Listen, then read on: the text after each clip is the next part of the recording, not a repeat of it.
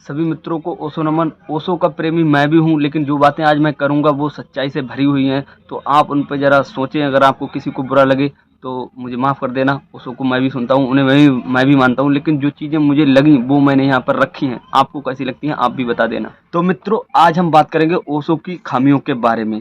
ये बात सुनकर बहुत से ओशो को चाहने वाले मुझे गालियाँ देंगे, लेकिन मैं भी ओशो को चाहता हूँ और उनको सुनता हूँ। ऐसा नहीं है कि मैं ओशो का विरोधी हूँ, लेकिन इसका मतलब ये नहीं है हम किसी चीज़ को अंधे होकर बिल्कुल फॉलो कर लें। ओशो की बहुत सी बातें बहुत ज़्यादा अच्छी हैं, लेकिन वो निसंदेह ही बहुत ज़्यादा उनके पास ज्ञान था। उन्होंने 1 डेढ़ लाख लगभग पुस्तकें से ज्ञान अर्जित किया था। उनके पास अपने पास भी उनका आत्मा का जो लेवल था, उनका हाई लेवल था। उनके पास बहुत उच्च ज्ञान था। मैं ये नहीं कह रहा हूँ कि उनमें कोई कमी थी, लेकिन जब किसी किसी में बहुत ज़्यादा दिमाग होता है तो वो कहीं न कहीं उल्टा करने लगता है, कुछ अच्छी चीज़ों को भी गलत करने देता है। जैसे कि ओशो ने अपने दादा से कहा था, वो खुद ही अपने मुँह से बताते हैं कि उन्होंने पूछा अकल बड़ी कि भैंस, तो उन्होंने कहा कि भैंस बड़ी।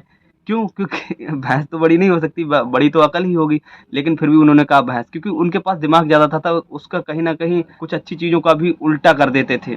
तो ओशो की कुछ खामियाँ हैं, जैसे ये कि यही हो गई अकल बड़ी की भैंस। और एक खामी उनकी ये मैंने बहुत बुरी लगी मुझे उनकी एक बात, कि उन्होंने कहा कि परमात्मा जो है भगोड़ों में विश्वास नहीं करता। ये बात उन्होंने किसके लिए कही थी? ये कहा था सनातन धर्म के, हिंदू धर्म के ऋषि मुनियों के लिए, कि जो जंगल में तपस्या करने चले जाते हैं, परमात्मा उन भगोड़ों में भरोसा नहीं करता। जबकि संत ऋषि मुनि शांति के लिए, संसार के को छोड़कर शांति के लिए वन में जाते थे, वो भगोड़े हो गए। लेकिन बुद्ध को बहुत मानते थे ओशो, पर भगोड़ा शब्द उन्होंने हिंदू ऋषियों को कहा, पर उसमें बुद्ध को नहीं जोड़ा। गौतम बुद्ध भागे थे घर से अपनी बीवी को छोड़कर, और मौत की डर से भागे थे। लेकिन हिंदू ऋषि मौत के डर से नहीं, केवल शांति के लिए वन में भागे थे। मैं ये नहीं कह रहा हूँ कि गौतम बुद्ध हिंदू नहीं थे, गौतम बुद्ध भी हमारे प्यारे, हमारे सनातनी, मैं उनका भी सम्मान करता हूँ। लेकिन आपका ये कहना बिल्कुल गलत है कि आप सिर्फ हिंदू ऋषियों को कहना कि परमात्मा भगोड़ों में विश्वास नहीं करता, क्योंकि वो वन में तपस्या करने चले गए थे। वन में तो गौतम बुद्ध भी गए थे, तो उनके लिए क्यों नहीं कहा? दूसरी बात, आपने एक ऑडियो में आप कहते हैं कि शिवलिंग जो है प्राइवेट पार्ट है, तुम्हें शर्म नहीं आती पूजा करने? तुम्हारी माँ बेटी बहनें जाती हैं। एक ऑडियो में उसको कहते हैं, एक ऑडियो में कहते हैं नहीं नहीं, कि शिवलिंग जो है वो जो निराकार परमात्मा है उसका प्रतीक चिन्ह है। निराकार परमात्मा जो है उसके स्वरूप के बारे में बताते हैं। तो ये दो तरीके की बातें कर दी ओशो ने। तीसरी बात, ओशो एक जगह पर कहते हैं कि श्री कृष्ण थे संसार में तब कौन सी शांति थी, तब भी तो बहुत युद्ध हुए थे। और श्री कृष्ण ने कहा था इस पृथ्वी पर जब जब संकट होता है तब तब मैं अपने को प्रकट करता हूँ। तब इस बात को काटते हुए ओशो कहते हैं ये पृथ्वी हमेशा संकट ही है, पृथ्वी पर कब संकट नहीं है, ये बात कहते हैं। लेकिन ये एक बेवकूफ़ी वाली बात हो गई ओशो की, कि कृष्ण ने कहा था कि पृथ्वी पर जब संकट होता है तब मैं अपने आप को प्रकट करता हूँ। तो ओशो कह रहे हैं कि पृथ्वी तो हमेशा संकट है। ये तो एक बेवकूफ़ी वाली बात हो गई कि पृथ्वी पे तो हमेशा संकट है। ये बात सही है। एक आदमी की जेब में 10 रुपए हैं, तब भी तो आप कहेंगे उसकी जेब में रुपए हैं। और एक आदमी की जेब में 1 लाख रुपए हैं, तब भी आप कहेंगे उसके पास बहुत पैसे हैं। तो कृष्ण यहाँ पर सूक्ष्म रूप में बहुत संकट की बात कर रहे हैं। एक इतना दिमागदार आदमी ओशो, और ये बात नहीं समझ रहा कि कृष्ण कह क्या रहे हैं। ये ज़्यादा दिमाग की वजह से ये बेवकूफ़ी जैसी हरकत जो करी है, कि कृष्ण कहते हैं कि पृथ्वी पर जब जब संकट होता है तब मैं अपने को प्रकट करता हूँ। तो ओशो कह रहे हैं कि पृथ्वी हमेशा संकट है।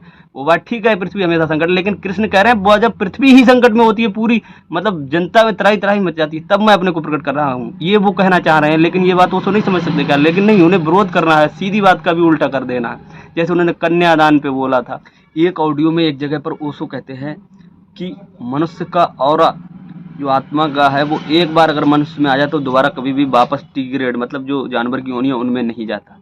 ये भी सरासर गलत बात है। जब वो ऑरा ही है, जब वो चक्कर ही है, मतलब ये बात अपने मुंह से वो कह रहे हैं कि घूमता है ये।